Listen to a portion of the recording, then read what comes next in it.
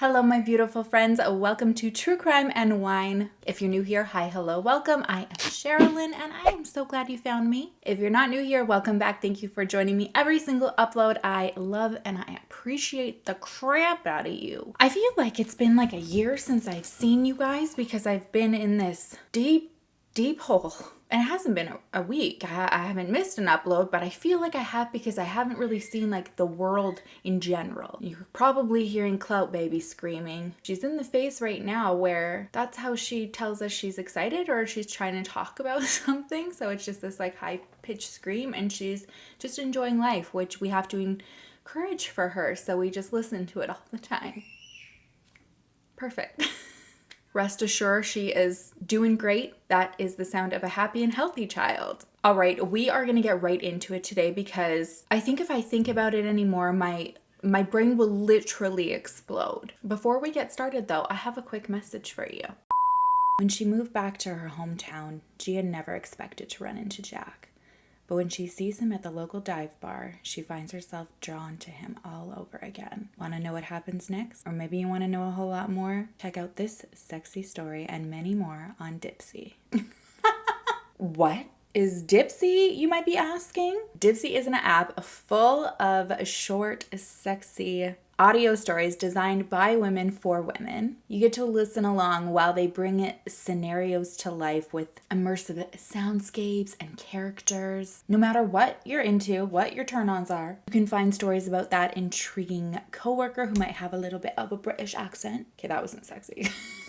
Or maybe you want to hear about hooking up with your steamy yoga instructor. The best part is that you also don't have to hear it in my lack of sexy voice. You can hear the smoldering voices of Serena J. Jackson, ER Fightmaster, Luke Cook, and many others in stories like you've never heard before. New content is released every single week, so while you are still re-listening to your favorite stories over and over, the library is constantly getting refreshed so you can find new favorites. Dipsea also has sleep stories, wellness sessions, and now they're offering written stories as well. It really is that go-to place to spice up your me time, explore your fantasies, or even heat things up with your partner. For my Sivendale, Dipsea is offering an extended 30-day free trial when you go to dipseastories.com/Sherilyn. That's 30 days of full free access when you go to dipseastories.com/Sherilyn. Once again, dipseastories.com/Sherilyn. Have fun. Meanwhile, I'll just be over here working on my breathier delivery. All right, riddle time. Today's riddle is, what can't talk but will reply when spoken to? All right, we're taking it back to 2015. Netflix dropped a bomb. This was long before the days of Tiger King, where that consumed everybody and seemed to take over the world. This is a true crime story that I think was maybe one of the first for them, where it had like that element of taking over social media and everybody's life, and no matter who you were or where you were in your day, somebody was talking about it. And that was Making a Murderer. The documentary was about the murder of Teresa Halbach and the alleged wrongful conviction of Stephen Avery and his nephew Brendan Dassey. If you haven't seen it, this is probably going to be really hard to follow. I'm still going to touch on the case, but I want today's episode to be another interactive one. I want to know your thoughts. I think that this is one of those cases where everybody went through all of the motions, all of the scenarios. They've changed their mind so many times going back and forth. At first they're feeling, they're really guilty. Then it goes to innocent. Then it's like, okay, well, is one of them guilty and the other's innocent? And I hoped that diving deeper was going to help me more to make that decision, and it hasn't. I'll be honest though, when I saw that Stephen Avery hired defense lawyer Kathleen Zellner for his appeal, I went to lean more on the side of he was innocent. I have been following her career since she exonerated Ryan Ferguson years ago, and she's just a powerhouse. I think she's phenomenal. She focuses primarily on exonerations and police misconduct. One thing she says about her work ethic is, don't hire me if you're guilty because I'm gonna find out. So like everybody else, I've just been waiting in limbo, waiting to hear what transpires. But it's been 5 years since season 2 where Kathleen was on. She does still update a little bit on her Twitter here and there, but it's basically just that they're still waiting to hear if they're able to get enough evidence for retrial. While waiting though, it's one of those cases that I do think about often. I hadn't really put it on the back burner or forgotten about it, but I think over the past maybe year, focusing so much on other cases, it wasn't on the forefront of my mind anymore. And then I saw this recommendation for a book called Indefensible by Michael Griesbach. This book was presented as an unbiased look at the case, and it was making a huge number of people that I was seeing in the reviews who were convinced that Stephen Avery and Brendan Dassey were innocent go to that they were guilty. They were undeniably convinced. So lately, based on my faith in Kathleen Zellner, I've been over here waiting to hear that he's innocent and she's just going to show us how. But I wanted to read the book and check it out because I will 1000% admit the Netflix documentary is very biased. It's very one-sided and it focuses on proving his innocence, or I guess their innocence rather. And it doesn't touch on much that might muddy that perception. So this book allowed me to look at things a lot differently. And I'm way all over the place than I ever was before. Before we get into the roller coaster that we're about to though, I do want to give you some background information on the case. So in 2005, a 25-year-old woman named Teresa Halbach went missing on October 31st, Halloween, in Manitowoc, Wisconsin.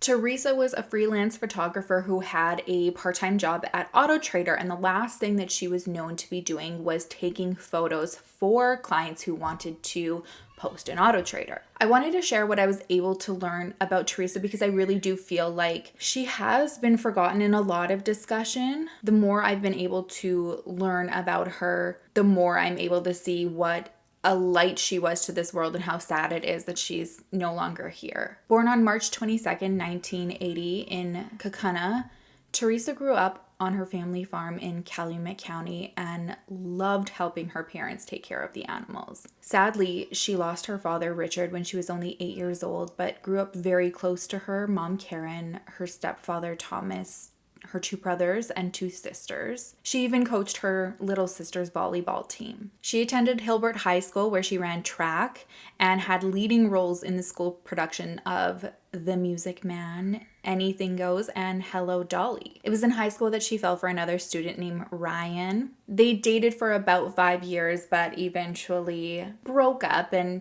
had different interests as they were getting older. After high school, she enrolled in the University of Wisconsin. Her friends said she had this undeniable warmth and inviting personality. Even if you just met her, she made you feel like you fit in. She was one of those people who went out of her way to make somebody else feel special. For fun, she just loved an impromptu road trip. She very much enjoyed traveling, and her friends said that even if you weren't into it, she had this way of making you feel like you needed to come along on any adventure with her. Whatever she was down with, you were too, because her spirit was just so contagious. During one of her travels, she learned how to scuba dive in Australia, which I thought was so cool. I feel like if you're gonna learn how to scuba dive somewhere, that's where you do it. She also loved a good karaoke moment. One of her favorite songs to sing was Picture by Sheryl Crow. One of her friends shared that the first time she ever went to karaoke with Teresa, she was just blown away. Teresa had invited her to come and sing a song with her. And when Teresa started singing, she looked at her and was like, okay,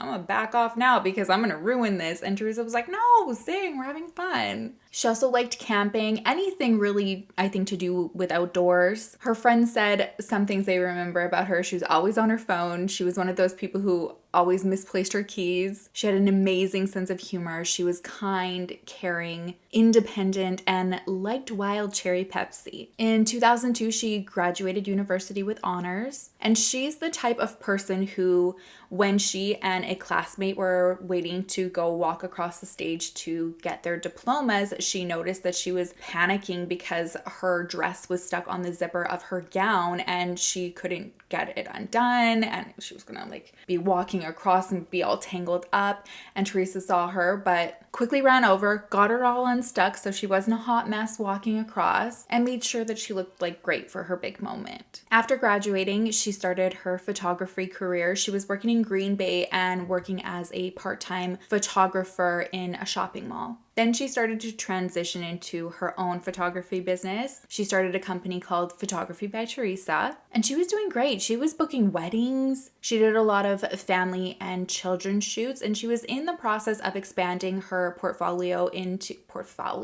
Gosh, Sherilyn, come on, just one video. Keep it together. Portfolio into boudoir shoots. And at the time she was working out of the studio with another photographer named Tom Pierce. She took her career very seriously. Some of her work was exhibited at the Lawton Gallery, and she liked to travel to take photography courses and go to conferences around the USA so she could keep her skills sharp. I think one of the reasons that she was really successful also is because she had this aura that just shone through? I think that's a word. Why am I like this? People just felt at ease with her. They felt like they knew her. She was just fun loving. And I think that's really important, especially when you're a photographer, because you want people to be like really comfortable. I feel so sorry for anybody who photographs me, because I am so awkward. I turn into Ricky Bobby Talladega Nights. Like, where do my hands go? What do I do with my hair? It's disgusting. It sounds like Teresa was able to just completely take those insecurities away, though. At the time of her death, she was single. She was just focusing on her career, and her main goal was to get her own office and studio up and going. She was really wanting to save money because she had these goals to attain, plus her rent had gone up. So her mom suggested that she and her roommate Scott move on to the property of where the farm was, because there was another, I think, little side house there, or, maybe bunkhouse, I guess. And that was ideal for her because her family is right there, and she was really close to her family. She usually went out and saw them with her siblings every single Sunday, and then she was around maybe once or twice during the week anyway, so now this was super convenient. The day before she disappeared was a Sunday. It was Sunday, October 30th, and it was one of those regular family Sundays, except for this time, earlier on in the day, they went to celebrate her grandfather's birthday. After that, she and her sister hung out, they milked some of the cows on the farm, and then they went inside and everybody watched Extreme Makeover Home Edition. And the next day seemed like just a regular run-of-the-mill auto trader shoot day. It was Halloween 2005, and she had 3 shoots booked that day. The first was at the Schmidt's residence around 1:30 p.m. The second was at a family called the Zipperers residence. That's around 2 p.m. And then the third was the Avery residence. What her family and friends didn't know for 3 days was that after that last shoot of the day, something sinister happened, and she never made it back to the office. 15 days later, Stephen Avery was charged with the murder of Teresa Halbach. And this is 2 days before some of the arresting officers were scheduled to be questioned in the deposition surrounding the 1985 wrongful conviction of Stephen Avery, where he spent 18 years in jail for a rape that he didn't commit. And he was in the process of suing the county for $36 million. I feel like the timeline of what happened is part of what kind of keeps people on the fence and unable to fully commit to their decision of, is he guilty? Is he innocent? I've wanted to try and compile a timeline that is as factual as I can. There is so much information out there, so I'm going based on the most consistent and record proven as I can. I want to shout out Foul Play on YouTube, who has compiled many playlists with phone calls of pretty much the entire case. Some of them are between the Avery family. Some of them are tips that are being called into the county. I really wanted to get a good idea of the chronological order of calls that were coming through to the dispatch. So that is what I went off of for those earlier days here. I'm also going to insert some of them for you. I will not speed them up this time in hopes that you will be able to understand them. I learned my lesson last time. Apologies. So we're starting with November 3rd, and this is when Calumet Sheriff County gets their first call, and it is from Teresa's mother, Karen, and she calls in at 2:37 p.m. to say that her daughter is missing. Calumet County Sheriff's Department. Hi, I'd like to report a missing person. Okay. And how long have they been missing? Nobody's heard from her since Monday. And your name? Karen Halbach. Karen? Karen. Okay. What relationship is she to you? My daughter. Okay. And how old? She's 25. Okay. Do you know where she was last seen? She works for Auto Trader. They had gotten a fax from her on Monday at 10:31. They had faxed her today, but they don't know if she got it or not. They haven't heard from her. And we haven't talked to her since Sunday. Is she married or anything? No. Just lives alone? No, she has a roommate. He hasn't heard from her since Monday either.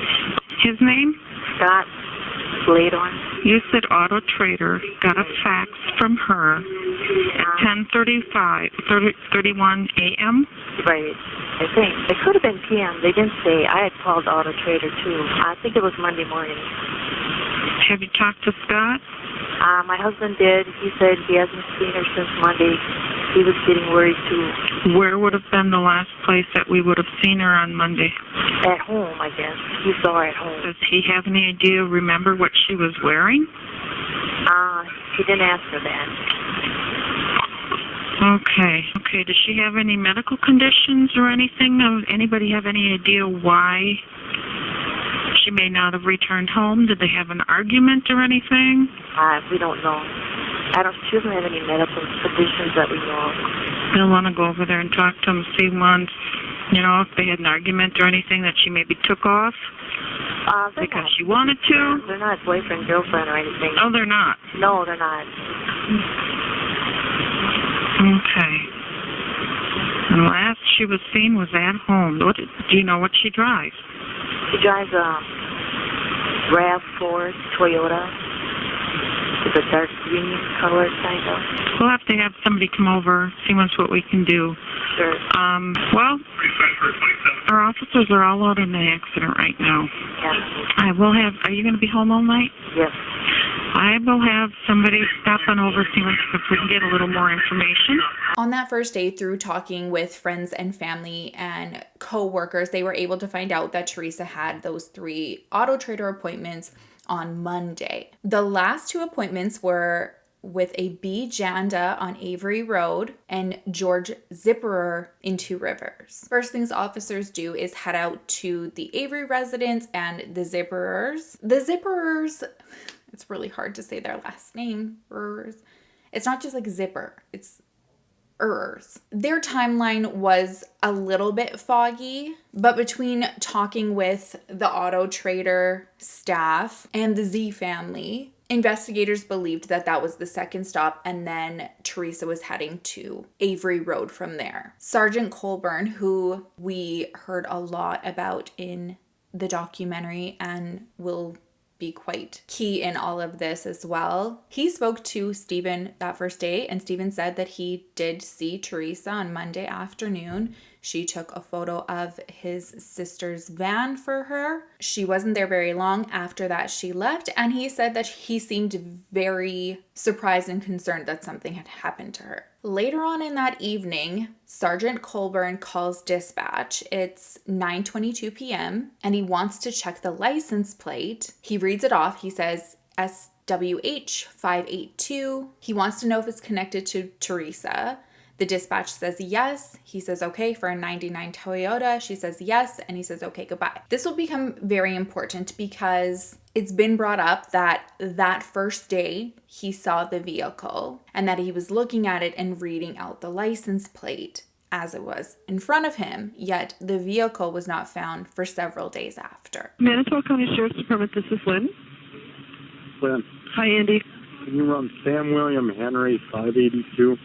See if he comes back to that. Sam William Henry 582. I need total one, please. Okay, it shows that she's a missing person, and it lists to Teresa Halbach. Okay.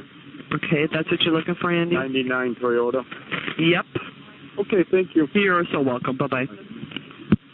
The next day, Friday, November 4th, GPS coordinates are requested for the Avery property and the Zipperer property for shits and grins to see if they can see a vehicle on either. On the call, you'll hear Detective Link say, "There's a missing girl from last night. We want to check out a couple properties, need the coordinates." And Officer Orth says, "Let me guess, Stephen Avery." Link says 10-4.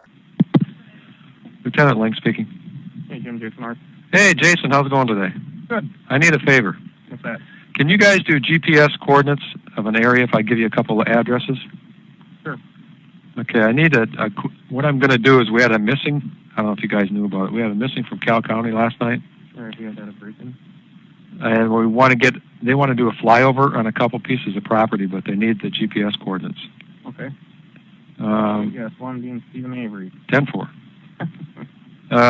Police go out. They conduct a road search and aerial search. At 9:30 a.m., Investigator Weigert calls Lieutenant Link to go back to the Averys, find out if anybody else was there besides Stephen Avery when Teresa was. Investigator Remacher also interviews Stephen Avery again. He asks for verbal consent to search the residence, and Stephen says yes. The following day, which is now Saturday, November 5th, it's day 3 of the search. At 8:17 a.m., Detective Remacher is speaking to another detective, and he says he and Lenk had been out at the Averys. They searched his house. He says that he was very cooperative, easy to deal with, and Remacher's gut said that he didn't think he had anything to do with it. But he did say Zipperer and Teresa's roommate Scott seemed to be shady characters. Yeah, I'm just curious with the aircraft up, did they check roadways and stuff too, or? Yeah, I haven't heard. Yesterday morning we were supposed to get the GPS coordinates for Avery's place and that Zipper's place. Yeah, I think Orth gave him the link. Yeah, and then, so I didn't know for sure if they were going to go up and do it. I watched. You guys weren't going to go with them. No, I watched the news last night and I heard that they were going to go up and check it. I don't believe they had old Stevie on there. Yeah. He was really cooperative. I went out there with Link and we searched his house and he was pretty decent. I don't think he's got anything to do with it. That's my gut feeling. That other guy, that Zipper, boy, he's a shady character. Well, even her roommate didn't look. No, I watched him on TV on the news. Yeah. Boy, he didn't look up or nothing. He was just kind of. No, that's what I kind of got. He kind of looked a little. Yeah. A little different. Yeah. Sometime between 9:30 and 10:30, Weigert and Remacher speak again. Weigert says there's a change of plans. The boss wants them to go back to interview Avery and Zipperer and see if they would allow a family search party to go on both properties. Remacher says he knows that Zipperer is not going to be happy about it, but there's no mention of how he speculates Stephen's going to reply. Remacher? Baby. Yeah. Is it 323 or 373? 323. I can't remember the fucking rating. 323. Hey, kind of a change of plans here. Okay. The boss has got something he wants us to do. Okay. He wants us to go back over and re-interview Avery and Zipper again. And now that the search party is out there, he wants us to ask them if they would allow us to have the search party come on the property and go through the junkyard, since the search party is going. Okay. So if it's okay with you, we'll meet you over at your sheriff's department. Okay. Talk about it a little bit, and if you're not too busy. Okay. Yeah, Zipper's not going to be real happy. I'm sure he's not. If he tells us no, he tells us no. All right. That's the way it is. Okay. If you don't mind, help us out. Yeah, that's fine. Stop over. Okay, we'll probably be there maybe within the hour. Stephen Avery gives permission for a family search to go out on the property. And at 10:38 a.m., a call comes in from Pam Strum, and she has found a RAV4, which is what Teresa drove. She calls into dispatch, and she keeps making sure that the dispatch knows that she wants to talk to Sheriff Pagel, or that they know that Sheriff Pagel said to call. It's an odd call. To me, it sounds very scripted, but I don't know also if it's just because I'm always a little bit suspicious of people. You listen to the call. Morning, County Sheriff. Yes, is Mr. Pagel in, please? Sure. Hold, please. I'll transfer. Dispatch. Okay, I called to Mr. Pagel's answering service was on. Okay. Okay, we are at Avery Salvage. Okay. Okay, and we're searching for the vehicle. Right. For Teresa Halbach. We have found a RAV4. What color specifically was her RAV4? And do you have a VIN number? This vehicle is green. Okay, this, I don't know, this is like a 801. bluish green. Okay, do you have the ID number? Oh, hold on. Here's Jerry. Hi, this is Sheriff Hoggle. Oh, Sheriff Hoggle. Hi, this is Pam Sturm. I'm on the search for Teresa Halbach, and we found a RAV4. You did? It's a bluish green, though. It's more blue than green. We just wanted to know if you got the VIN number for that vehicle. Yes, we do. We do have a VIN number. Can I get the VIN number? I can't find it on the... Where is the vehicle at? I'm at Avery Salvage. Okay. It is all covered up. It's all covered up? Not all covered, but it's got a lot of stuff on it. Branches. I don't have my glasses. It's got branches over it? Yeah. Where's the VIN number on something like this? Well, the VIN number would probably be on the windshield or underneath on the dash, driver's side. Yeah, driver's side, Nick. Looks through the front window. Through the front window. Mm-hmm. I'll give you Investigator Wiggert. He's got the VIN number here. Okay. Hi. Are you looking at it right now? Yeah, we can't find that VIN number. What color is it? It is bluish green. Does it look like a newer one? Yeah, it's the 99 to 2000. Is there any... It's more of a bluish green, though. That's why we don't want to put, Is there any license plates on it? No plates on it, but it's a little covered up. It's weird. It's covered up. Okay. Can you get to the front of the car? Yeah, I will. It's Lemieux Toyota sticker on it. Does that have a... I don't know if they had a Lemieux Toyota sticker on it. I don't know about that. Is that okay if I go in the car? No, do not go in the car. Do not touch the car. Yeah. Stay on the outside of the car. Go over to the front on the driver's side. Yeah, I realize that. I'm in the business, so I kind of know, but I can't find a VIN number. I'm picking up the wipers. Okay. Can't find the VIN number. Isn't that funny? Well, here it is, Nick. Last four digits. 3044. Okay, hold on. I got to find it here again. 3044? Yeah. Okay. Can you go even more in? I don't know. Nick, can you look at any other numbers? Can you see any other numbers? Yeah. See it real slow, Nick. Can't see the very beginning numbers, but here goes. T0 Z5 X7 a 1 or a T a 1 or a T. Okay, where are you? 30, is that the number? Where are you? No, you got to tell me if this is the car. Okay, stop. I can't tell you anything. Where are you? I'm at Avery Salvage. Okay, are you on their property? Yes, I am. With their permission or not? Yes, sir. Yes, sir. Okay, stay right where you are. Do not touch anything. Do not go anywhere around that vehicle. Stay right where...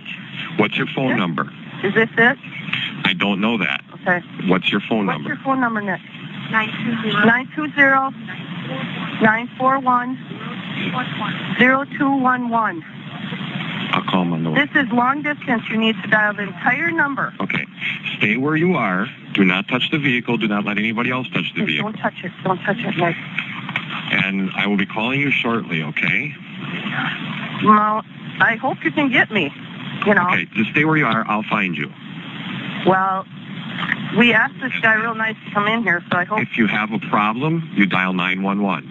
Gotcha. We'll be on our way. We're going to have somebody over there as soon as possible. All right. Okay, thank you. Lots to unpack there. First off, I did find it very odd that she had just the audacity of keep asking if it's it, and she's all flustered about it. Tell me, I get to know. Maybe she was also like that though because she could have been scared. That makes sense too. But then it was weird that she wanted to go in the car, and then she said she knew that she wasn't allowed to go in the car because she was in the business. Regardless, everybody reacts differently. We never know. But what is a little bit questionable is that Pam was the only one who was given Sheriff Pagel's number, a map, and a camera. She had all of this stuff on her search and found the vehicle pretty quickly out of the thousands of vehicles that were on the property. So out of all the searchers, they're the ones given those things. And she makes several references throughout the call that she wants to know that the call is going to be directed to Sheriff Pagel and that he said to call. Right away at 11 a.m., the tone shifts from everyone thinking that, well, not everyone, some people thinking that Stephen was cooperative to this was it. He was getting arrested, even though the property was home to multiple Averys. It wasn't just Stephen Avery. This was the Avery salvage yard, and it belonged to the Avery family. But at 11 a.m., Detective Jacobs calls dispatch. He calls to see if there's a body, and the dispatcher says, no, not that they know of. And he says, but we have Stephen Avery in custody. She said, I don't think so. I don't have any idea. And he says, oh, I thought I heard them say pack up the party. Good morning, Manitowoc County Sheriff's Department. Katie speaking. Katie, just rolled into the parking lot. Can you tell me, do we have a body or anything yet? I don't believe so. We have Stephen Avery in custody, though? I have no idea. Oh, I heard him say pick up that party. Oh, no, we have, while Pete is sitting up there waiting and stopping people from going in and that, he found somebody with a body only warrant for our department. Okay, do we have, all right. So I'll talk to Remiker. Yeah, your best bet is to talk because nothing has come through. We have the vehicle. That I know. All right, thank you. What more, I don't know. All right, bye. Bye. Now at 1:19 p.m., this is the same day, Sergeant Lenk calls one of the jailers, and he wants Jody Stokowski, who's Stephen's girlfriend, who's in jail at the time because she's serving some time for a DUI. He wants her out of general population because he wants her available if she needs to be questioned. At 1:32 p.m., Jody's supervisor point of contact calls Jody in the jail. Jody had been trying to get a hold of her, I guess, and Jody said she didn't want to talk over the phone, but she wanted to speak to her specifically and an attorney in person. The supervisor was kind of all over the place on the call. She said Jody had made mention of one of Stephen's nephews. She told the supervisor the name, but the supervisor couldn't remember it. This supervisor said that she doesn't think Jody knows anything and doesn't know what she wants to talk about because she knows that the calls are recorded, so no one would have been able to give her information over the phone. But at this point now, there's a nephew in the equation. Later on that afternoon, the crime lab arrives. They take the RAV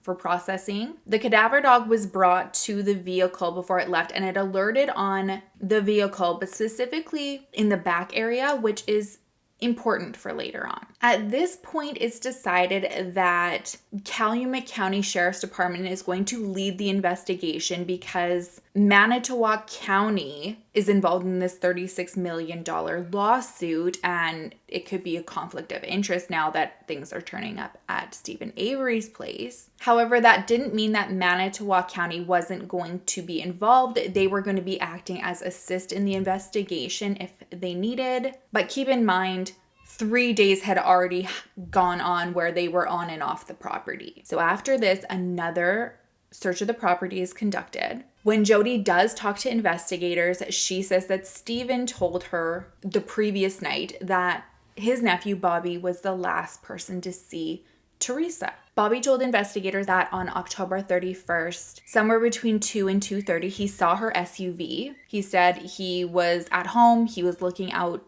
his window, saw the SUV. He said it was teal or bluish, which Teresa's was. He said he watched her take photos of the van, which was the van that his mom was going to sell on Auto Trader. After taking photos, he said that he saw her walk towards Stephen Avery's house, which was located just west of the Dassey residence, his home that he lived in with his 3 brothers and his mom. He said after that, he left to go hunting, and when he came back around 4:45, the vehicle wasn't there anymore. That same evening at 7:30 p.m., Detectives Colburn, Link, and Remiker go back to Stephen Avery's trailer and do another search. They took photos of the entire trailer this time. Inside the trailer, there was a couple areas where there was small amounts of blood. There was dry blood around the door trim just across from the bathroom. There was some inside the bathroom and the laundry room. all of which came back to be Stephen Avery's. They also found some handcuffs and some leg cuffs in the bedroom. They leave for the evening. The next day, Sunday, November 6th, cadaver dogs are on the property and they alerted to human remains that are in a gravel pit that's just east of Avery Road. So it's not on the property. The same day, the crime lab is processing Teresa's RAV4 and there's blood found in the cargo area. There's some near the ignition. The next day on Monday, the crime lab is able to figure out that the blood in the cargo area belongs to a female, but they're not sure who yet. And there's 6 other places, including where the ignition are, that's male blood DNA. After this discovery, the same day, there's a cell phone and other parts of electronics found in a fire pit that Stephen Avery has. Then there's a call that I came across that I hadn't heard before. It was at 9:26 p.m. that day, and it was a tip that came in from somebody who was geocaching. I don't know if you know about geocaching, but you download the app and then you say kind of what area you are in, and then other people who also are within that area, if they also geocache, they put the coordinates of where they've left a little prize or something for you to find. So this call comes in, it's from a fellow named Tom. He's a geocacher, and he says while he was out geocaching, he found a bunch of blood. He says it was kind of by Manitowoc School Forest, first road heading towards the lake on Lakeshore Road. He's able to give the actual coordinates that were on the app, so he provides those. And this person, the dispatcher, says that they'll pass the information along, and I have searched high and low. I cannot find if this has been brought up in any of the files. I can't find a phone call following up. If someone out there has heard it, please let me know. But for reference, so that you guys can hear, this is this phone call that I hadn't heard before. Sheriff's Department, Michelle speaking. Hi, Michelle. My name is Tom Poza. I called Brown County Sheriff, and they directed me to Calumet County. This is about that girl that they're looking for. Uh-huh. Are you familiar with geocaching or what that is? I'm sorry, with what? Geocaching is like a worldwide little treasure hunt, and people put trading trinkets and things and post coordinates on the web. No, Okay, well, to make a long story short, I was out looking for one of these buried or hidden treasures this weekend out by Point Beach by the Manitowoc School Forest. Mm-hmm. We found a cache out in the middle of a swamp area with a pond by it, and by this cache was an awful lot of blood, and I didn't really think much of it at the time. Like, we kind of thought that it maybe was a deer blood, but now that I'm sitting here thinking about it, I don't think it was, because there was usually somebody gutted a deer out or something. Yeah, there'd be entrails or something There was around. nothing there, and it was, I don't know, I was just kind of laying in bed thinking why that was all there, and then when we were leaving, there's kind of a dirt road back in there, and there was a picture of her sitting there, and I just kind of, I knew that you guys were looking for her, but I didn't really think anything of it until just now. Mm-hmm. That I have coordinates to the geocache. Oh, okay. The geocache is buried underneath like a big cedar tree, and there was blood. There was a big root that came out of the bottom of the cedar tree. Mm-hmm. There was blood all over this root, so much that it stained the wood. But there was a lot of blood. Okay. I can give you coordinates. Yes, if you would. Go ahead. I hope this isn't anything. Yeah, me too, but we'll check it out. Now we're on Tuesday, November 8th, 6:14 a.m. Sheriff Pagel calls the dispatch, casually kind of just talking about how annoying the press is, and then he says they're finding things. They're needing it analyzed so they can put him in the vehicle or her in the house. It's important to know that bones were found in the quarry on this day, but there was no mention of it or call to the dispatch. Just this call that they're finding things, they're needing them to be analyzed so that they can place him in the car or her in the house. There you go. How's it going? We're finding stuff. Oh, yeah. We just have to have it analyzed to see, what significant, how significant it is, and sure. If we're trying to either put her in the vehicle, or put her in the house, or him in the vehicle. Yeah. Then at 5:47 a.m., Detective Dietering is calling to see when Stephen is going to visit Jody at the jail. And he finds out that Jody and Stephen are actually out right now and that he's taking her to an appointment. He finds out that he's not going to be back dropping her off till about 11:30 when her appointment is over. At the around 2-minute 35-second mark, you can hear Detective Dietering kind of process that Stephen's not home. And you hear him say to his partner, you should call Tom Fassbender and tell him Avery's in town. He also says to call Mark Weigert. Tom and Mark, for reference, are the ones who got the infamous Brendan Dassey confession. If you haven't watched the documentary, you can look that up. I personally feel like it's a tough one to watch. This call here, though, this is them finding out that Stephen's away from his house. And he's going to ask for some information on visiting with Jody Switkowski or something, Avery's girlfriend. Yes. And we just want to know when he was visiting her. So if you can just give him that information. Yes, he also picked her up today for an appointment. He picked her up today for an appointment? Yes, he's out at an appointment right now. Okay, why don't you give all that information to John. I'm set her out today for an appointment. All right, what time is she due back? We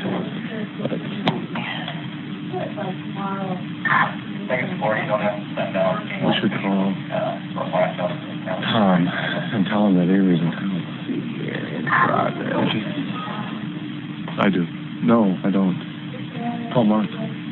This same day, this is the day that they officially find out that Stephen Avery's blood is the blood that was the male blood in the RAV4. It's also the day that Teresa Halbach's key to her RAV4 was found in Stephen Avery's bedroom while they were doing a search around one of his cabinets in there. They said that while they were pulling stuff out, the key must have just fallen out and then they noticed it a few minutes later. There were also what they believed were bone fragments found behind Stephen's garage. A luminol test was also conducted in the garage, and there was apparently an area that had a very faint reaction. The largest was behind this lawn tractor mower, but only one area, which was a small area below this Suzuki bumper that was in there, tested positive for blood. The next day, November 9th, Wednesday, at 1:41 p.m., Detective Sipple calls into the dispatch and says that they're going to the quarry to look at items that were found that morning, but won't say what they are. I've got a DCI agent here. I think we're going to go down and take a look at those items that he found in that other quarry that we looked at this morning. The next call comes in again from Detective Sipple at 2:11 p.m. And then he says that about 2 pails worth of bones were found at the quarry. And then right here, he starts to throw out assumptions of what might have happened. And the idea was that he said he burned her at the burn barrel pit that was on the Avery salvage yard. It was on the Dassey side of the property, which was right next to Stephen's property. There was only a small amount of bones that were found there, so he was saying that he took the majority of the bones, put them in pails, and transported them to the quarry and left them there. Hey, Paul. What's up? Did you hear? There are human bones that we found? I heard about some of them, yes. Yep, okay. We got another file that we found. Okay. Bone and our crime scene has now expanded by about 2 miles. Now what he's doing is he burned her in the backyard, and that was a real small pile that was left. And we got 2 5-gallon pails full down at this other site about 1.5 miles, 2 miles away. About 1.5 miles away, probably. And we got a few, we got more pails full out along the way somewhere, so. Okay.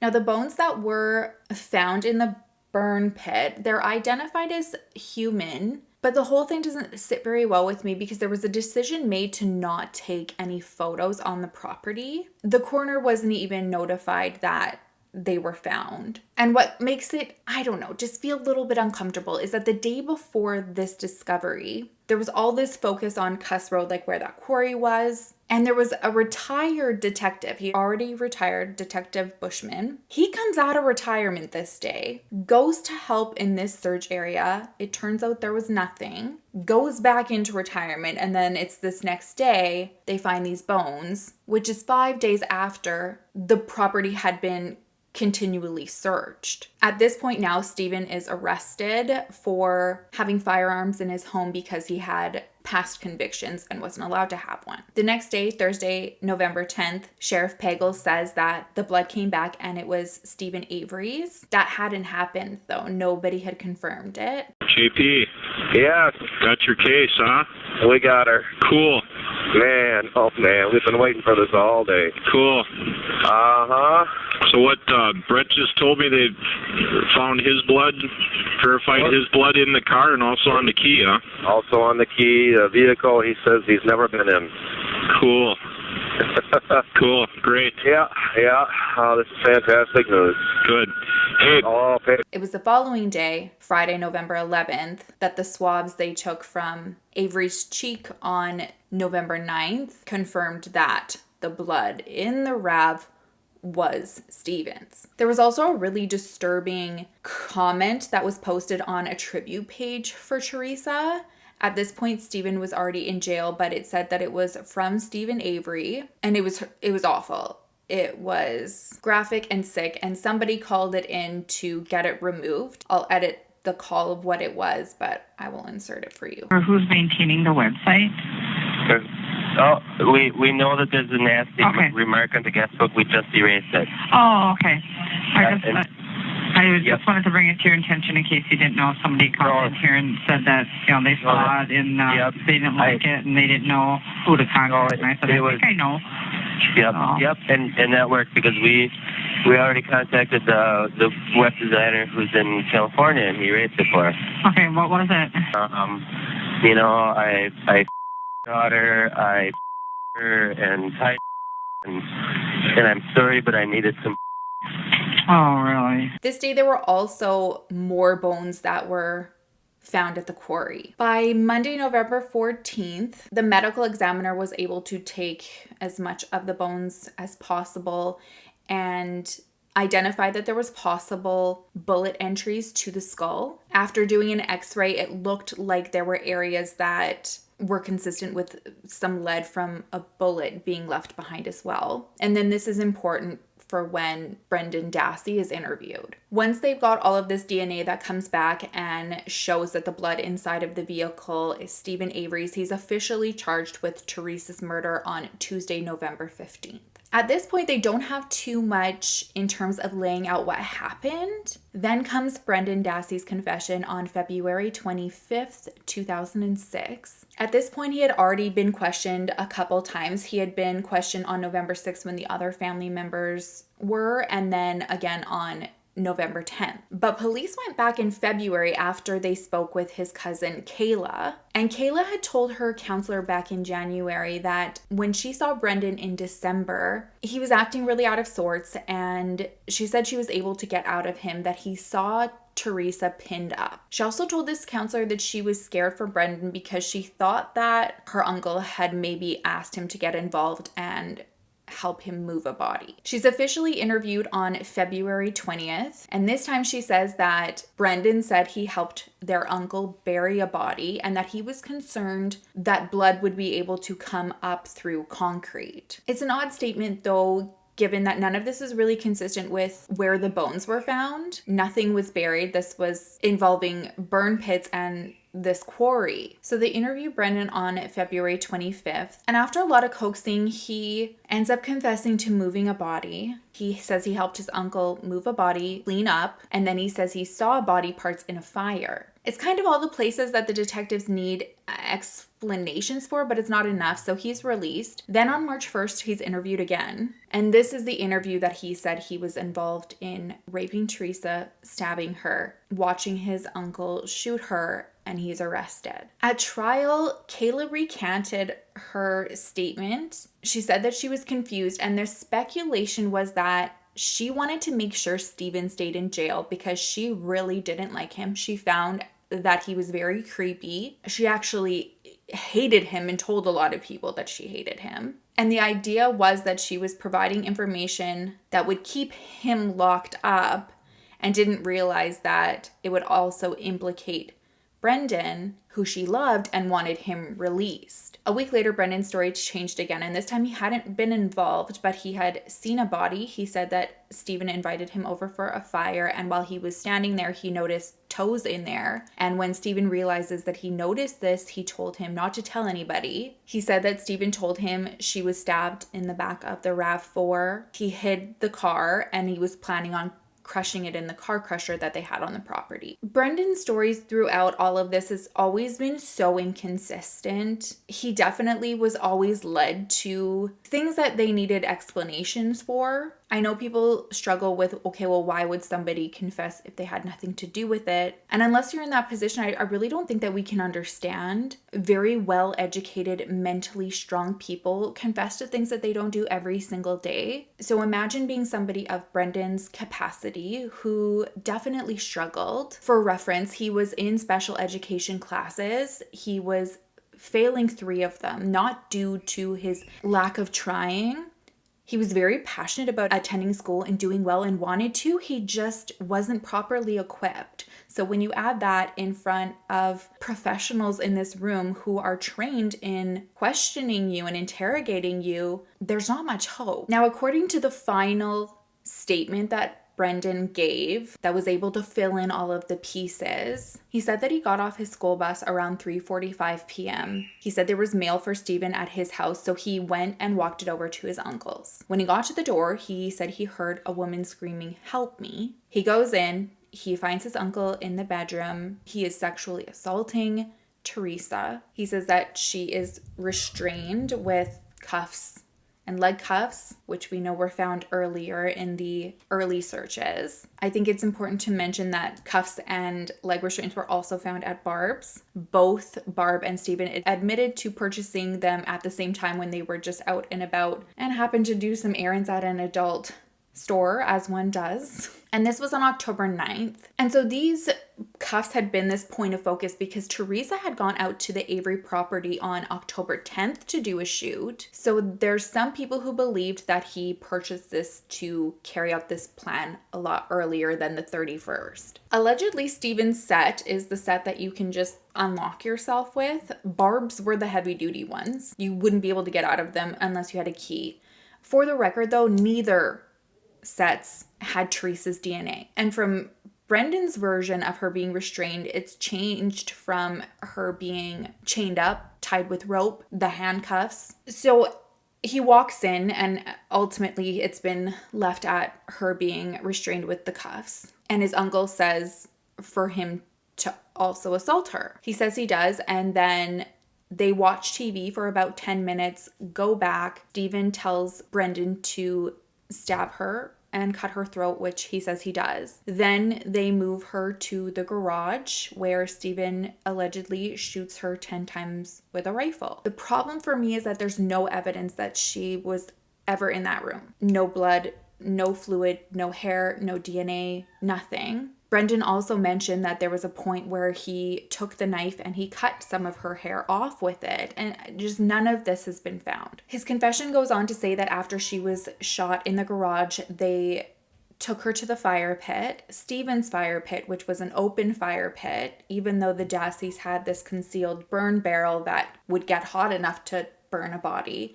They take her to the fire pit, they put some branches and some tires on and burn her body. Basically, Brendan's testimony is what is used in both trials. On June 1st, 2007, Stephen Avery is sentenced to life with no chance of parole in Teresa Halbach's murder. And on August 2nd, 2007, Brendan Dassey is served with life in prison with the possibility of parole in November 2048. Now, making a murderer definitely took us on a wild ride, and that was pretty much a lot of what we saw. It very much pushed the narrative that Stephen and Brendan were innocent and that the county framed them. After the book came out, though, that book Indefensible that I read by Michael Griesbaugh was written, and it's self-proclaimed more times than I can count.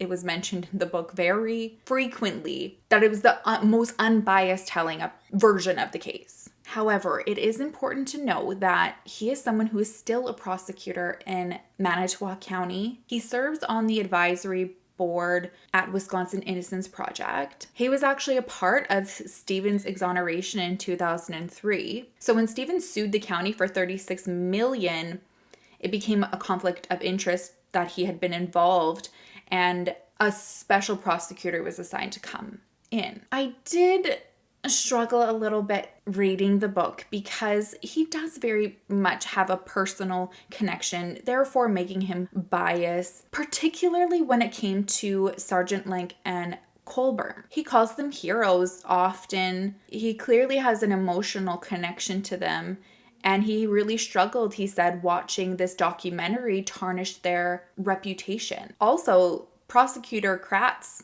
who was responsible for sending both Stephen and Brendan to jail, worked with him. He brought up numerous times too that the documentary affected him negatively by people who didn't agree with his opinion on the case. He had also written a book prior to the documentary coming out, and it was about how he did believe that obviously Stephen Avery was innocent in 1985. He helped overturn that conviction, but that he believed that he was now a murderer. He does touch on the fact that a lot of these people working for the county have received a lot of death threats, and I don't think that that's okay, no matter where you sit. I don't like when people go rogue. The uproar needs to be directed in more of a productive manner, I feel. One thing that he did bring up about the documentary, and I do feel like there were certain times that he definitely had a point, was just the way that things were edited, especially calls that were coming through, or confessions, or rather,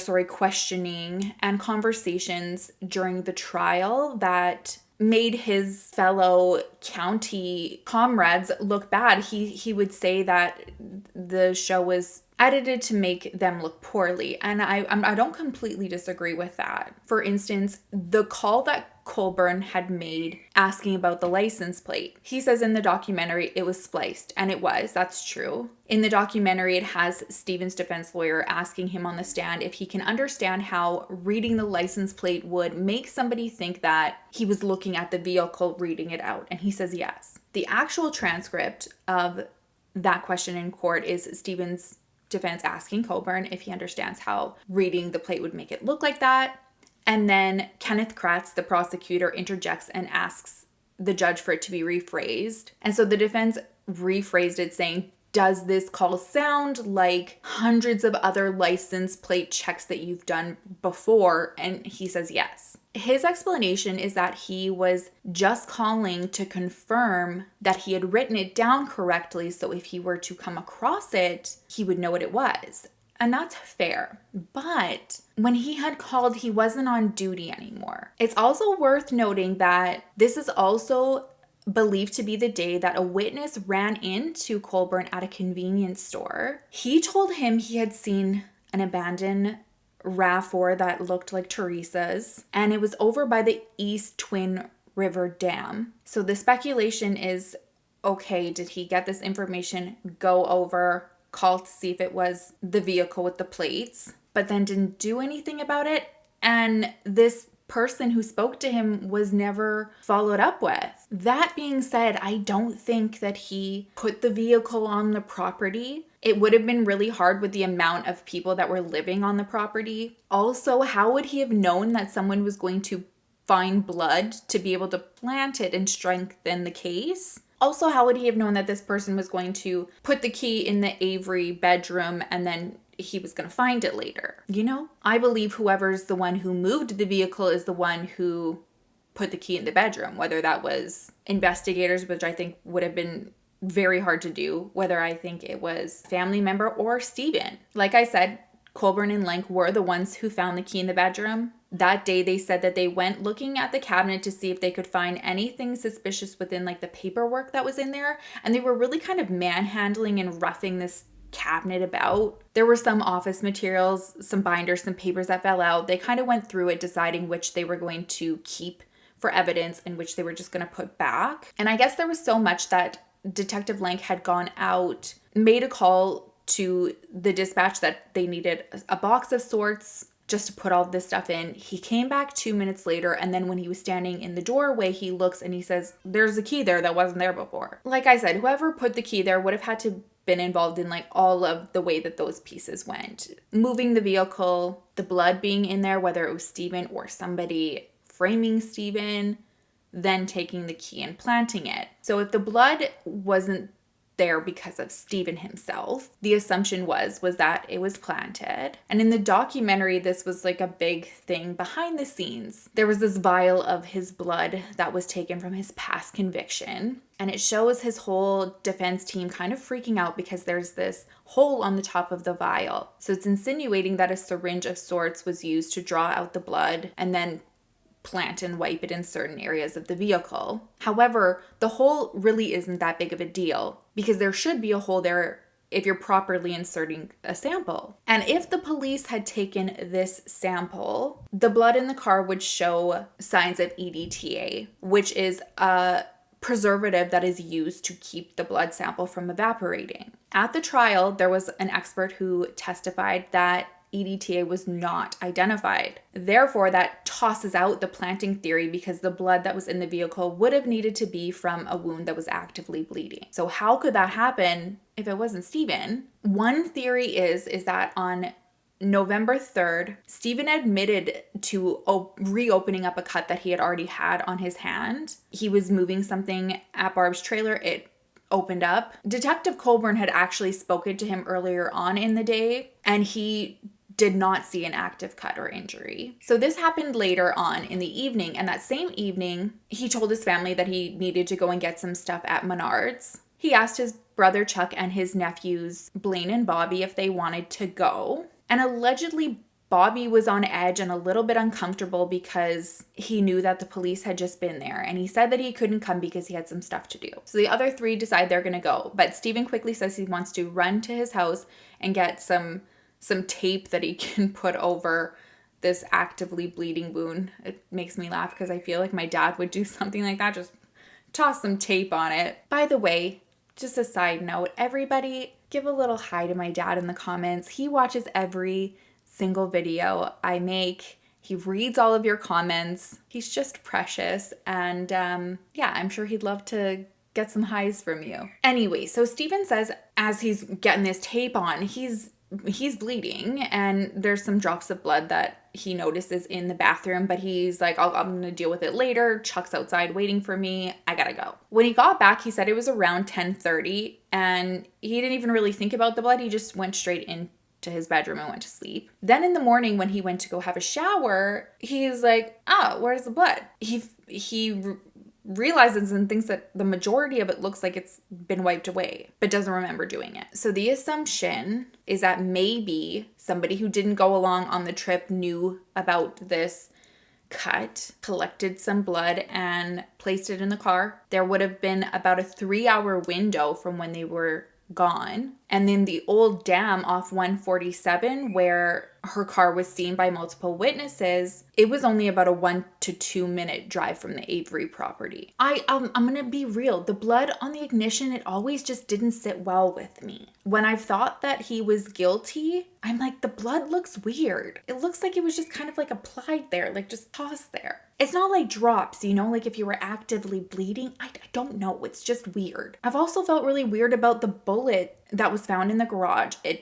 There had been multiple searches of the garage. Nothing was coming up. And then finally on this final search, there was this bullet that was all of a sudden found, and it had Teresa's DNA on it. Not blood or anything, just trace DNA. Allegedly, this can be explained that her DNA was found on it because it was tested months after a bunch of other things were tested. Possibly a little bit of cross-contamination. I feel like if that was the bullet that was involved, there'd be, you know, maybe blood or something. I don't know. I'm not a bullet expert. Then there's the bones. And holy mother of crap, I have lost sleep. No one is consistent with the bones. I'm sure it's because there's many factors at play here. There were bones found in the Dassey burn pit. There were bones in the fire pit on Stephen Avery's property. There were bones at the quarry. It was like, how did all of those bones get around and no one saw, you know, because in all of those areas, testing proved that there were some that matched Teresa. So it's like, what in the crap is happening? Going back to Michael's book, one thing that was brought up was evidence that was inadmissible in court. And it was inadmissible because some of the things could elicit a strong emotional response from jurors that would cloud their decision, because they'd think, okay, well, if he was capable of doing this, he definitely could do this. Even though it wasn't allowed in court, I wanted to be equipped with what that was. So I'm going to share them with you too, because I want you to have the same to form your own opinions. So if you remember in the documentary, there was talk about Stephen having a charge involving him throwing a cat in a fire when he was younger. In the documentary, that rubbed me the wrong way. I didn't like that at all. And he admits in there that he, at the time, had friends that were in the wrong crowd, and he was tossing the cat over the fire, but it lit it up instead. He was young, dumb, felt bad. It was very downplayed. Apologies, there should be a trigger warning here for animal cruelty and abuse and death. Michael Griesbaugh says that in the real police report, it said that Stephen actually poured oil and gasoline on the cat, deliberately threw it in the fire, and watched it until it died. Oh, my gut is just sinking. He also mentions that he wasn't a kid, you know, young and dumb. He was 20, and harming and killing animals is usually the first telltale sign of a killer. There was another charge that Stephen had prior to all of this with Teresa, and that was an altercation that he had with his neighbor Sandra. She was the wife of the Manitowoc County Sheriff and their neighbor. So there was an incident where he struck the side of her vehicle early one morning. He gets out, he points a gun at her, and he tells her to get in his car. Allegedly, for months prior to this, he had been watching her from his house in the morning. And every time she would leave, he would do something inappropriate, like expose himself, stand naked outside. Just super creepy as she was driving by. So now this had escalated to him hitting her, pointing his rifle at her, commanding her to get in the car. She gets in the car, but she says to him, "Please let me go. My daughter is in my car. And if I just leave her here, she's going to freeze to death." So he gets out of the vehicle, looks in hers, sees that her daughter is in the car, and he lets her go. In the documentary, it's kind of portrayed that she was wanting to tarnish his reputation. So he was just frustrated and got to his wit's end that she was spreading all of these rumors around town that he drank too much, and he just wanted it to stop. He also has domestic violence charges that were filed against him from his girlfriend Jody. She said there was one evening where he absolutely lost it when she had gone out to the races and didn't tell him. In the file, she brings up that he's a very, very controlling person. This went beyond control, though. She says when she arrived home, they argued. It turned into him pushing her, punching her. At one point, he said he ought to kill her and strangled her until she lost consciousness. Allegedly, she had been interviewed about this altercation 2 times, and since the versions weren't exactly the same, the charge was dropped from domestic violence assault to a disorderly conduct charge. There's also some very disgusting, disturbing sexual assault allegations. Trigger warning, these involve minors. Allegedly, his niece came forward with a story of him grooming her when she was only 17 years old. He would say things to her like her parents didn't love her. He was the only one who did and understood her. He started by trying to kiss her on the lips when they would say goodbye, and she was like, that's disgusting. Eventually, though, he started to get in her head, and she started to believe that nobody cared about her, specifically her parents. She'd spend more time with him, and eventually that led to him sexually assaulting her on her cousin's bunk bed. In 2006, another woman came forward saying that he sexually assaulted her when she was only 17 years old. This was in 1985 when he was married to Lori, and she said that she was staying at his and Lori's house. She was just laying on the couch one day, and he came up and, despite her resisting, forced himself upon her. Lori also stated that she had been abused numerous times. It had gotten so bad that she actually went to stay in a domestic violence shelter because she feared that she was going to die. And one thing that really made me uncomfortable about this appointment with Teresa coming out to the property is that it was never made under his name. The appointment was made under B. Janda, which was his sister's initials, Barb Janda. It was Barb's address that was provided. It was her phone number. And the caller, who was Stephen, requested that the same photographer be sent, which was Teresa. She had been to the property 5 times prior. She was there June 20th, August 22nd, August 29th, September 19th, October 10th, and then October 31st. Allegedly, on October 10th, Teresa had gone to the property to do a shoot that he requested. And she told a coworker that when she arrived, he had answered the door in a towel, even though he knew that she was coming. And she said it was just uncomfortable. So the whole calling under Barb's name really messed me up because he had called multiple times prior. So 2 things you can make from it. 1, he didn't want to give his name because he knew that he was so creepy the last time she had gone. If he gave Barb's name, it would make her feel more comfortable, and he was luring her there to kill her, or at the very least assault her. Or he was just being honest in the fact that he's providing the information for the person who's selling, which is his sister. Like I said, the van was Barb's. But it goes further. According to phone records, that afternoon at 2:25 p.m., Stephen calls Teresa's cell. He calls from his, but he *67s to hide his number. He made another call to her that was also *67, but the 14 other calls he made that day were not blocked. And there was one call that was made to Teresa that was unblocked. This was at 4:35 p.m., which is believed that she would have already died at this point and he would have known about it. And that's why he didn't block it. It's just a roller coaster, you know? Because I also read the book Wrecking Crew. This was written by John Farrick. I've read some other stuff by him as well. And this focused more on Kathleen Zellner's work, some of the discoveries that she's found, some theories. And I'm not gonna lie, this got me turn all upside down again. So while unarguably Stephen has some nauseating accusations and charges against him, his nephew Bobby also isn't a saint. I'm not accusing anybody of anything. I'm just wanting to toss this out there. Based on his computer search engine, he has fantasies of mutilating naked women, incest, rape, pedophilia, torture, bestiality. This was all found on his computer after Teresa went missing. The computer where his mom actually hired somebody to try and wipe it all out, it was wiped out, but Kathleen Zellner's team was able to bring back some documents and history in the search engine. And it was really disturbing. There was just search after search after search. I mean, I don't even know how many there was. Super disturbing. Things like teen,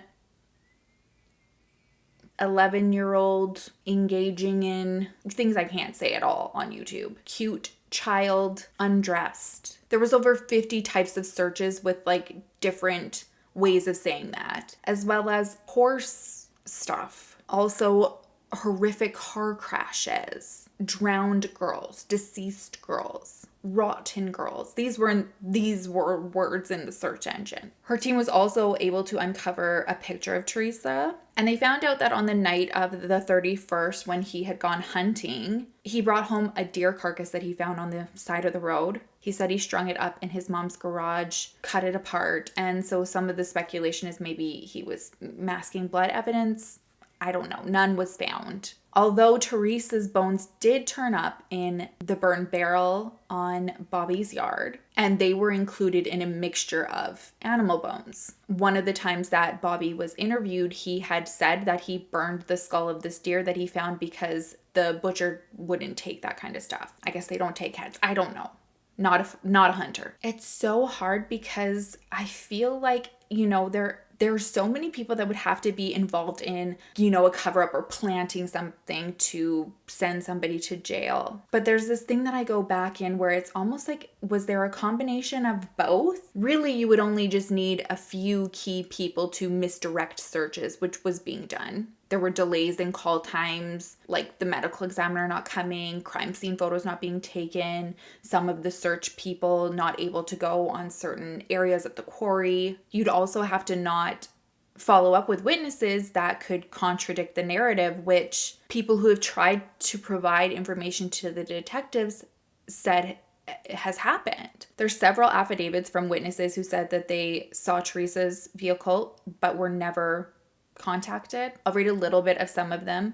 So one of them came from Thomas Sawinski, and he says that on Saturday, November 5th, he was delivering papers on the Avery salvage yard in the early morning hours before sunrise. He drove down to Highway 147, turned left onto Avery Road. Soon after he turned on to Avery Road, he witnessed an individual who he later realized was Bobby Dassey and another unidentified older male pushing a dark blue RAV4 down Avery Road on the right side towards the junkyard. Bobby was shirtless even though it was early November. The second man appeared to be in his 50s or early 60s and had a long gray beard. He was wearing a puffy jacket, had a larger frame, and was around 6 feet tall in height. The RAV4 did not have its lights on, and then he attached where he saw the RAV4. So he says he drove down Avery Road towards the mailboxes, left the Herald Times in the mailbox, and turned back around. He said he felt afraid as he was approaching the two individuals because Bobby Dassey attempted to step in front of his car, blocking the exit. He said he was within 5 feet of Bobby and his headlights were on the entire time. The older man ducked behind the open passenger door. The witness swerved to the right and drove in the shallow ditch to avoid hitting Bobby and called out, "Paperboy, I gotta go," because he was afraid for his safety. He said Bobby looked at him in the eye and he could tell the look in his eyes was not happy to see him there. He knew Bobby and this other individual were doing something creepy. He said after he learned that Teresa Halbach's car was found on November 5th, he contacted the Manitowoc Sheriff Office, spoke to a female officer. They said they'd contact him, but he never heard from the police. After watching season 1 of Making a Murderer, I contacted Avery's trial attorneys to inform them of what I saw. I never heard back. This statement now is when he contacted Kathleen Zellner and she got an affidavit. The next one was from an individual named Paul Burdick. He says that on October 31st, 2005, he was driving east on Highway 147. He saw a vehicle parked by the old dam on the north side of the road. It was around dusk, but there was enough light for him to make out the shape and color. It was a small SUV, greenish in color. It was facing northwest and parked facing a tree. Several days later, when he went by, the vehicle was gone. He didn't report what he saw to the police, though. The talk around town at the time was that some people in the community had called in the vehicle because they also saw it to police, so he didn't think that he needed to. The next one is from Kevin Ramlow. Kevin says that he's familiar with the Taddock family because he was acquaintances with Sean Taddock. Sean is Scott Taddock's brother, who is married to Stephen Avery's sister, Barb, who we've talked about, who was selling the vehicle, who's Bobby's mom and Brendan's mom. He said on November 3rd and 4th, he saw Teresa Halbach's vehicle by the East Twin River Dam. It was by the turnabout and the bridge as he drove west on Highway 147 again. Around midday on November 4th, he stopped at the Centex gas station at the intersection on Highway 147. While he was there, he saw these missing posters of Teresa that showed her and it showed the car that she was driving, and he recognized that this was the vehicle that he saw. While he was in the gas station, a Manitowoc County Sheriff officer came into the station. He immediately told the officer that he saw the car that was in the description at the door and said that it was at the turnabout at the dam. There was never a log of this exchange reported. He never heard anything. And then in December 2016, he also watched Making a Murderer, and in the series, he immediately recognized the officer that he talked to at the gas station, who is Detective Colburn. After he watched Making a Murderer, he said that he sent a message to Scott Taddock. He sent it on December 12th, 2016 at 6:13 p.m. And in the message, he said he saw Teresa's vehicle and he wanted to know how to get a hold of Brendan's lawyer so that he could share the information. Scott said that he was sick, he could hardly talk, and that he would call him tomorrow. He didn't call. Then on November 19th, 2016, he sent Scott another text message, and he just never heard back from Scott again. The next affidavit is from Wilmer Siebert. Wilmer says in his that on November 4th, he became aware through the news that Teresa was missing and that one of her last stops was at Avery Auto Salvage. He said through the media, he learned that Teresa drove a 1999 Toyota RAV4, blue-green in color, and he was aware that Teresa's vehicle was found in the Avery salvage yard on November 5th. Sometime before Teresa's vehicle was discovered, he saw a similar vehicle matching in color, style, and size drive into the Fred Randant gravel pit on Access Road that was just south of his house. He remembered the vehicle had a spare wheel and cover on the rear cargo door, just like Mrs. Halbach's did. He saw a white Jeep closely following the other vehicle down the access road into the gravel pits. The Jeep looked like an older model and had paint chipping off the hood. A short time after the two vehicles entered the gravel pit, the Jeep exited the gravel pit, again using the access road just south of his house. Brian Dassey, Bobby and Brendan's brother, also had made a statement that was never entered at trial. His statement was that in October and November 2005, he lived with his girlfriend, but he kept all of his clothes at his mom's still. And on or about November 4th, he went to go get some of his clothes and he spoke with his brother Bobby about what was going on with Teresa. He said he distinctly remembered Bobby saying, "Stephen couldn't have killed her because I saw her leave the property on October 31st. Not only did he have a statement about this, but he also mentioned it to an officer who pulled him over. It was on November 6th, and he asked him to follow up with Bobby because he said that he saw Teresa leave. At trial, Bobby's statement did change, although his initial one said that he saw her go up to the door. He said that when he came back from hunting, her vehicle was gone. At trial, though, he said that he saw her walk to the trailer, went hunting, and when he came back, the vehicle was still there. So Kathleen's timeline and theory is that nothing even happened to Teresa initially at the Avery property. This is her timeline. She says that a cell phone tower pinged Teresa's cell phone leaving Stevens around 2:35 p.m. She went up Avery Road, turned left on State Highway 147. Again, we keep seeing this 147. Drove a mile. At the intersection of County Road Q, she headed south, and then shortly after this is when she believed that something happened to Teresa. This is also around where that huge quarry is. So Kathleen's theory is based on the blood evidence in the car. She thinks Teresa got out of her vehicle at some point after she left. When her vehicle was found, there was damage to the front of it that nobody knew about. And she, as far as like her family and friends knew, there was no accident that she had been in at all. So maybe perhaps there was some form of minor accident. It's believed something got her out of her vehicle, where at some point she went to the rear, where she was struck on her head. There's blood splatter on the back that's consistent with there being a blunt object that hit her. It's then believed that she was put in the back of the vehicle. There is a large area in the back that did have her blood, and the stain of it looks like her head was cut and her hair was saturated in blood, and then you can kind of see like that blood hair pattern. From that point, was she taken somewhere and something happened to her to make sure that she didn't say anything? Remember, that geocacher said that he found a lot of blood, and the dam that he was talking about, it runs really close to where those multiple people called seeing her vehicle just abandoned. I mean, with all of that, I just have so many questions. So many. Too many, in fact, that honestly, I feel like if I was a juror and I had all of that, I don't know if I could just like say 100% without a reasonable doubt he was guilty. One,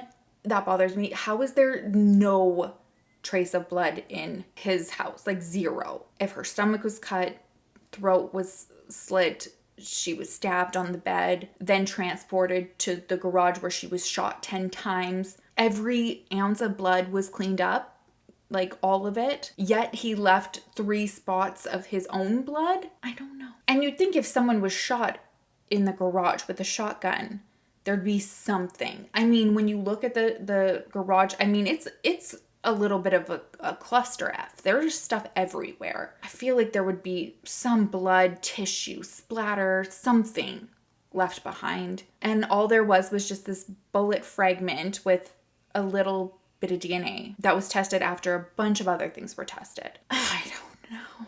You see where I've been? And you'd think, okay, if this person was able to clean up so well that there was not a single smidge of blood, they do a thorough enough job to make sure that none of her electronics were found in the burn pit, like just right there. And if you were going to move the bone fragments, wouldn't you just move them all off the property? Like, why separate them? Like I said, I don't believe that the police were involved in planting all of these things, but I do think that they had their own agenda, and it was to fit kind of what they were finding as best that they could to develop a case, if that makes sense. At the end of all of this, though, Teresa shouldn't be forgotten. She should still be here. She dreamed of being a mom, having her own thriving business, traveling the world and leaving her, everlasting mark on more people. I believe that she deserves justice. And for me, I truly feel like the person that can do that for her is Kathleen Zellner. Not necessarily to prove that Stephen and Brendan are innocent. I feel like if anybody is going to find evidence that will just assimilate any doubt from people's mind to prove that they are guilty, it's her. Teresa's loved ones believe that Stephen and Brendan are the ones that are responsible. And so the documentary only focusing on